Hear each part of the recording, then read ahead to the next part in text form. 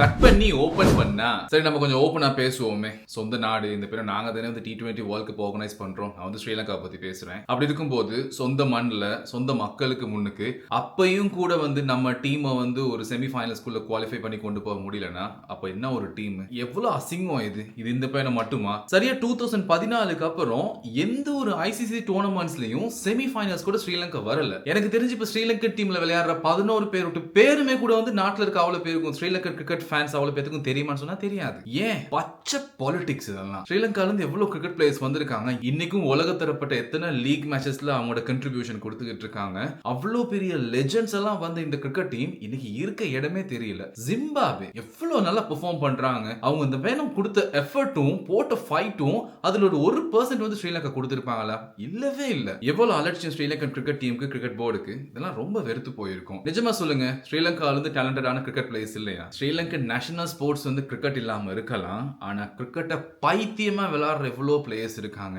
விளையாண்டா மட்டும் போதும் அப்படின்னு நினைச்சுக்கிட்டு எவ்வளவு பேர் இருக்காங்க. இன்னைக்கும் கூட கல்யாணம் கட்டி குழந்தைங்கள்லாம் பெத்தும் கூட இந்த கிரிக்கெட்டை விட முடியாம எப்பெல்லாம் டைம் கிடைக்குதோ அப்பெல்லாம் கிரிக்கெட் ஆடுறவங்க எவ்வளவு பேர் இருக்காங்க. அவங்கலாம் சும்மா சாதாரணமா விளையாடுறவங்க இல்ல, அவ்வளோ டேலண்ட்ஸ் இருக்காங்க. நிறைய இடங்கள்ல நீங்க பாருங்க, கிரவுண்ட் கூட இருக்காது. ஒரு மலையில ஒரு சின்ன இடத்துல தேரிக்கு மேல அடிக்க வேண்டி வரும், கடல் வெளியில. ஆனா பெர்ஃபார்மன்ஸ் பார்த்தா அப்படி இருக்கும். ஏன் இவங்களுக்குலாம் டேலண்ட் இல்லையா? அப்புறம் என்ன அந்த 11 பேர் வந்து இந்த குறிப்பிட்ட ஒரு கிளப்ல மட்டும் எடுப்பாங்க, குறிப்பிட்ட ஸ்கூல்ஸ்ல இருந்து மட்டும் ரெக்ரூட் பண்றாங்க. யாரோட்டு பதவியை தக்க வச்சுக்கிறதுக்கு என்னத்தை நிலைநாட்டுறதுக்காக இவ்வளவு கேவலமான ஒரு அரசியல் அந்த ஸ்போர்ட்ஸ்குள்ள கொண்டு வரணும். 2014 வரைக்கும் ஸ்ரீலங்கன் கிரிக்கெட் டீம் எப்படி இருந்துச்சு? அதுக்கு முன்னுக்கும் இந்த அரசியல் எல்லாமே இருந்துச்சுதான், இல்லன்னு இல்ல. ஆனா அப்ப டீம் நல்லாவே இருந்துச்சு. டீம்ல ஒரு குறை சொல்றதுக்கு இல்ல. ஒவ்வொரு ஐசிசி டோர்னமெண்ட்ஸ்லயுமே semi finals, finals, semi finals, finals அந்த அளவுக்கு டஃப் கொடுத்தாங்க. எல்லா டீமும் ஸ்ரீலங்கா பார்த்து மிரண்டு தள்ளினாங்க. அப்படி இருந்துச்சு ஸ்ரீலங்கா டீம். இப்ப எங்க இருக்கு? ஆப்கானிஸ்தான் எப்படி பெர்ஃபார்ம் பண்றாங்க, ஜிம்பாப்வே எப்படி வந்திருக்காங்க, நாளைக்கு சொல்ல முடியாது. இப்ப வந்திருக்க நேபாளில இருந்து, நெதர்லாண்ட்ஸ்ல இருந்து, ஸ்காட்லாண்ட்ல இருந்து எல்லாம் அடிச்சு தூக்கிட்டு போவாங்க. எல்லாம் நேஷனல்ஸ்க்காக விளையாடுறாங்க. நம்ம ஊர்ல அப்படி இல்ல, வெறும் மணி மைண்டட். யாருமே டேலண்டட் பிளேயர்ஸ் இல்ல. எல்லாமே இவங்களுக்கு தெரிஞ்ச கிளப்ஸ்ல இருந்து தூக்கி போறானுங்க. இவங்க சொந்தக்காரங்க, அவன் ரெஃபரன்ஸ்ல வந்தவன், அவன் வந்து மினிஸ்டர்ட்டுமாங்க.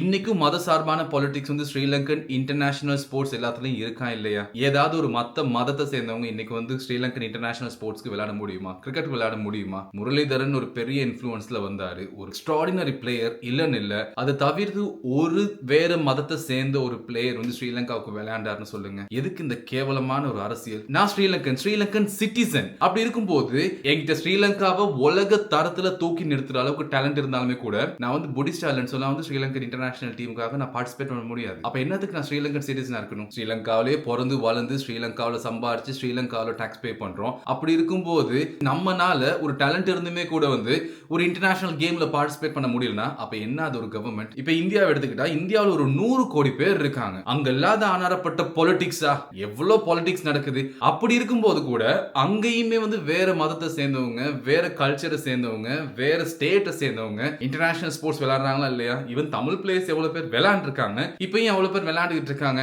100 கோடி பேர் இருக்க அந்த நாட்டிலேயே வந்து அவ்வளவு பொலிட்டிக்ஸ்க்கு மத்தியில் அதுவும் நடக்கும்போது கிட்டத்தட்ட 2 to 3 கோடி மக்கள் இருக்க நம்ம நாட்டுல வெறும் இந்த கேண்டி, கிளம்பு, கால் இதை தவிர வேற இடங்கள்ல வந்து டேலண்ட் பிளேயர்ஸே இல்லையா? நான் வந்து வெறும் தமிழ் பிளேயர்ஸ், முஸ்லிம் பிளேயர்ஸ் சொல்லல. சுத்தி மத்த இடங்கள்ல கிராமத்துல இருந்து வர எந்த ஒரு நல்ல டேலண்ட் புடிஸ்டுக்கும் கூட வந்து இந்த ஆப்பர்ச்சுனிட்டி இல்ல. நீங்க நல்லா யோசிச்சு பாருங்க. எஸ்எஸ்சி சிங்களி ஸ்போர்ட்ஸ் கிளப், அது இல்லாம என்சிசி நான் டிஸ்கிரிப்ஸ் கிரிக்கெட் கிளப், அங்க கொலம்பு கிரிக்கெட் கிளப் சிசிசி, அது இல்லாம ப்ளூம்ஃபீல்ட் கிரிக்கெட் அண்ட் அத்லெட்டிக் கிளப். இந்த கிளப்ஸ்ல இருந்து மெயின் ஆள் எடுப்பாங்க. மோஸ்ட்லி வந்து ராயல் காலேஜ்ல இருந்து ஆள் எடுப்பாங்க, மஹிந்த காலேஜ்ல இருந்து வருவாங்க. சோ இந்த காலேஜ்ல இருந்தும் இந்த கிளப்ஸ்ல இருந்து மட்டும் தான் வருவாங்க. சுத்திப்பட்டி இருக்க யாரும் டேலண்டே இல்லையா? இதுல இருக்க கிரைட்டீரியா பாருங்க. ஸ்ரீலங்கன் இன்டர்நேஷனல் கிரிக்கெட் டீமுக்கு பார்ட்டிசிபேட் பண்ணனும்னா இந்த ஸ்கூல்ஸ்ல இருந்து தான் வரணும், இந்த கிளப் த்ரூ தான் வரணும். அது மட்டும் இல்லாம புடிஸ்டா இருக்கணும். இது 3 இருந்தா மட்டும் தான் நம்ம கிட்ட இன்ஃப்ளூயன்ஸ் இருக்கா, நம்ம கிட்ட சல்லி இருக்கா, அது இல்லாம நம்ம இது 3ல இருந்து வரோமா, நம்ம விளையாடலாம், நமக்கு டேலண்ட் இருக்கா இல்லையா, அதெல்லாம் ஒரு கணக்கும் இல்ல. இந்த பாலிடிக்ஸ் எப்ப மாற போகுது? 21st செஞ்சுரியில என்னென்னமோ விஷயங்கள் நடந்துகிட்டு இருக்கு. ஆனா இன்னுமே கூட வந்து தனது சொந்த தாய் நாட்டுல எவ்வளவு டேலண்ட் இருந்தும் விளையாட முடியாம எவ்வளவு ஃப்ரஸ்ட்ரேஷன்ல ஏதோ கிடைச்ச வேலை செஞ்சுக்கிட்டு சுத்திக்கிட்டு இருக்காங்க. ஸ்ரீலங்காவை பொறுத்தவரையில வந்து கிரிக்கெட்டுக்கு பஞ்சமே இல்லை. நீங்க எந்த ஏரியாவுக்கு போனாலும் அங்க ஒரு ஜித்தன் இருப்பான். அவன் வந்து ஊருக்கே வித்த காட்டுவான். அந்த அளவுக்கு எக்ஸ்பர்ட்டா விளையாடுவானுங்க. ஆனா இன்டர்நேஷனல் டீம்ல வந்து பாருங்க எப்படி இருக்கானுங்க, கேன கிறுக்கனுங்க மாதிரி விளையாண்டுக்கிட்டு இருப்பானுங்க. ஸ்ரீலங்காவில் ஓட்டு இருக்க எல்லாத்துக்குமே வந்து கண்டிப்பா அங்க விளையாடுறதுக்கான ஒரு பார்ட்டிசிபேஷன் உரிமை இருக்கா இல்லையா? அப்படி இருக்கும்போது என்னைக்கு இதெல்லாம் மாத்த போறீங்க? நிஜமா சொல்லுங்க, இதுல எவ்வளவு சம்பாதிக்கிறாங்க அந்த பிளேயர்ஸ் எல்லாம்? ஒரு மேட்சுக்கு எவ்வளவு வாங்குறாங்க? அவங்க ஒரு மேட்சுக்கு ஒரு டோர்னமெண்ட்டுக்கு வாங்குற காசு இன்னொரு இடத்துல ஒருத்தன் ஆயுசு பூரா சம்பாதிக்கிற காசு. அப்படி யோசிச்சு பாருங்க. அவன் ரியல் டேலண்டா இருக்கும்போது அவன் காசுக்காக விளையாட மாட்டான், நேஷனுக்காக விளையாடுவான், அந்த மக்களுக்காக விளையாடுவான், அந்த ஒரு பேஷன்ல விளையாடுவான். இதுதான் வந்து கண்டிப்பா வந்து ஒரு நல்ல பாலிடிக்ஸ் செய்யணும். இப்ப மிஸ்டர் அனுரா அவர்கள் இருக்காங்க, இதெல்லாம் வந்து கன்சிடர் பண்றாங்களான்னு தெரியல. கண்டிப்பா இதெல்லாம் மாத்த வேண்டிய விஷயங்கள். இந்த நேஷனல் பாலிடிக்ஸ்குள்ள வந்து இந்த ரிலிஜனுக்குள்ள இருந்தா மட்டும் தான் வர முடியும், இந்த ஸ்கூல்ல இருந்து வந்தா மட்டும் தான் வர முடியும், இந்த கிளப்ல இருந்து வந்தா மட்டும் தான் வர முடியும், இந்த ஏரியால இருந்து வந்தா மட்டும் தான் வர முடியும், இல்லைன்னா இவன் ரெஃபரன்ஸ் வேணும், இவ்வளவு காசு வேணும். இதெல்லாம் கண்டிப்பா மாத்தணும்.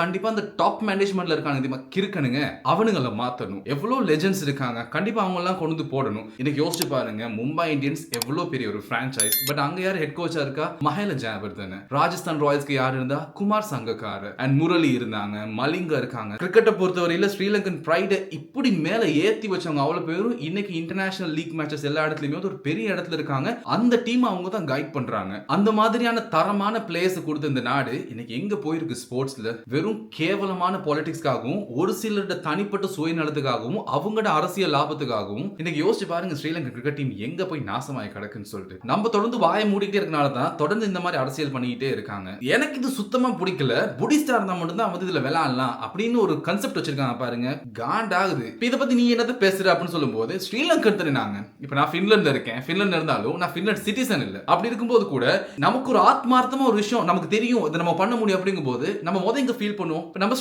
ஸ்ரீலங்காவில் பண்ணணும் அப்படிங்கிற ஃபீல் தானே இருக்கும். அப்படி இருக்கும்போது நம்ம சொந்த நாட்டிலேயே நமக்கு இவ்வளோ ரெஸ்ட்ரிக்ஷன்ஸ் இருக்குன்னா நம்ம அங்கதான் பிறந்து வளர்ந்துருக்கோம். அப்படி இருக்கும்போது நம்ம எவ்வளவுதான் டேலண்ட் இருந்தாலும் நீ அப்படி இல்ல இப்படி இல்ல அதனால நீ மேல வர முடியாது அப்படின்னா என்ன கதை இது? கண்டிப்பா சொல்றேன், ஸ்ரீலங்கன் டீம் மட்டும் இல்ல, ஸ்ரீலங்கன் நாடே நாசமா போயிடும். இந்த மாதிரி மத சார்பான பாலிடிக்ஸ், மத சார்பான இன்டர்நேஷனல் ஸ்போர்ட்ஸ், மத சார்பான கிளப்ஸ், இந்த மாதிரி வெறும் மதத்தை எல்லாத்துக்குள்ளேயும் திணிச்சு பண்ற பாலிடிக்ஸ் வந்து இருக்க வரைக்கும் கண்டிப்பா நாட்டில் இந்த மாதிரி கேவலமான ஸ்போர்ட்ஸ் டீம்ஸ் தான் வெளியில வரும். அதுல இருந்து இந்த மாதிரி கேவலமான அவுட்கம் தான் வெளில வரும். 2014 அப்புறம் ஒரு ஐசிசி டோர்னமெண்ட்ஸ்ல கூட செமி ஃபைனல்ஸ் கூட குவாலிஃபை ஆகலுங்கிறது எவ்வளவு கேவலமான விஷயம். இதை பத்தி உங்களோட தாட்ஸ் என்னங்கிறது கீழே கமெண்ட்ஸ்ல கொடுங்க guys. இந்த வீடியோ பிடிச்சிருந்தா சப்ஸ்கிரைப் பண்ணுங்க. See you.